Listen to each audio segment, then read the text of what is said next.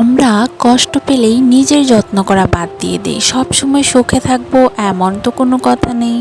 সংসারে কষ্ট আসবেই, অপমান আসবে, শাশুড়ি ননদ সবাই কথা শোনাবে, আর স্বামীর কথা তো আছেই।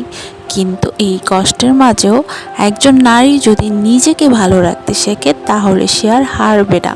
ভালো থাকাটা শিখতে হয় কষ্টে থেকেও। সকালে একটা ভালো এক কাপ চা খাওয়া, একটা শান্ত জামা পরে আয়নার সামনে দাঁড়ানো, এগুলো কিন্তু ছোট না।